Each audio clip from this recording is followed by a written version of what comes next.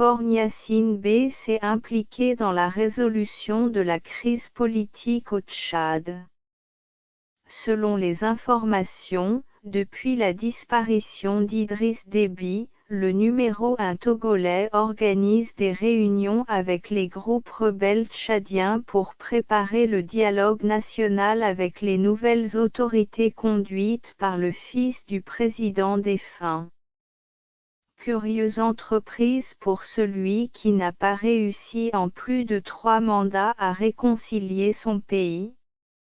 Il peine même à réunir autour de la table les acteurs politiques pour les discussions au sein de la Concertation nationale des acteurs politiques, CNAP.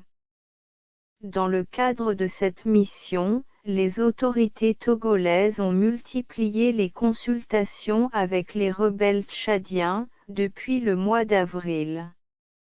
D'abord limité aux 4 principaux groupes politico-militaires du Tchad, l'UFR, le CCMSR, le FNDJT et le FAC, elles ont ensuite été élargies à 5 groupes armés supplémentaires, avant de se resserrer de nouveau aux 4 groupes de départ.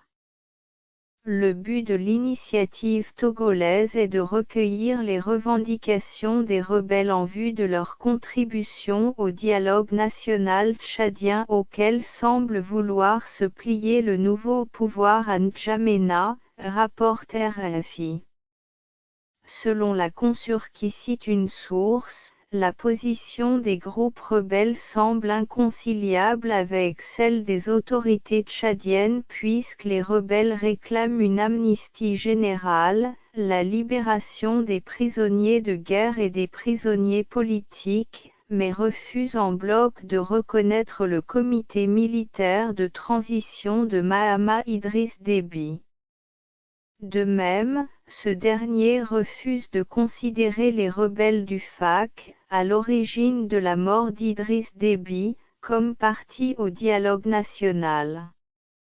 Cette intrusion du Togo dans les affaires tchadiennes n'est pas une première.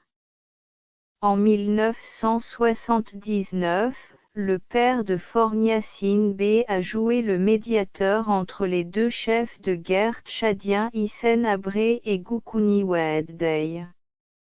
Le chef de l'État togolais veut donc marcher sur les pas de son géniteur. Mais une chose est certaine, les groupes rebelles tchadiens, mais surtout l'opposition doit redoubler de vigilance vis-à-vis de cette initiative togolaise. Comme Mahamat Idriss Déby Itno, Faure Gnassingbé est arrivé au pouvoir à la mort de son père. C'était en février 2005. Un an après et dans l'impossibilité de gouverner le pays, il a eu recours à la médiation de l'ex-président burkinabé Blaise Compaoré. Un dialogue a été organisé et a abouti en 2006 à la signature de l'accord politique global, APG. Cette convention qui a permis à Faure Gnassingbé de souffler un peu préconisait des réformes constitutionnelles et institutionnelles qui n'ont jamais été faites dans le strict respect de l'esprit de l'APG. La première conséquence de cet accord est que Faure Gnassingbé est devenu plus puissant qu'il ne l'était lors de son accession sanglante au pouvoir. C'est peut-être le même schéma qui se dessine au Tchad où Mahamat Idriss Déby Itno finira par s'éterniser au pouvoir comme c'est actuellement le cas de Faure Gnassingbé au Togo. Cette prétention du régime à vouloir régler les problèmes des autres pays laisse les citoyens ahuris. Et pour cause, le Togo est assis sur un volcan qui dort. Depuis son arrivée, le fils d'Eyadema n'a pas réussi à pacifier, encore moins à réconcilier ses compatriotes. D'ailleurs, il est lui-même à la tête d'une famille divisée, mais dont l'expression de désapprobation est étouffée par les billets de banque. à la tête d'une famille divisée et d'un pays en lambeaux, Faure Gnassingbé B ne peut pas prétendre régler les problèmes des autres pays. Peut-être va-t-il s'inspirer d'un homme qui donnait de l'argent aux partis en conflit pour acheter leur silence.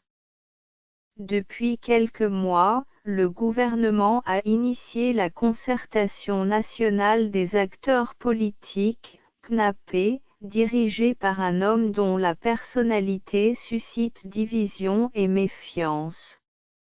Des formations politiques ont déjà quitté cette concertation pour protester contre le rejet de leurs préoccupations, alors que certains ont simplement décliné l'invitation, proposant des préalables aux discussions.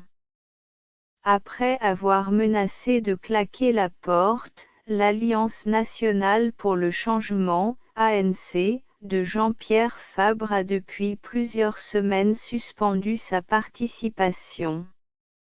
Aux dernières nouvelles, le parti Orange aurait simplement retiré ses représentants. Si Faure Gnassingbé ne parvient pas à réussir des discussions au sein de la CNAP, par quelle alchimie réussira-t-il à faire régner la paix entre les belligérants tchadiens? Sans oublier qu'au Mali, son ingérence est mal vue au sein de l'opinion. Il a voulu s'y imposer comme le principal interlocuteur des autorités de transition,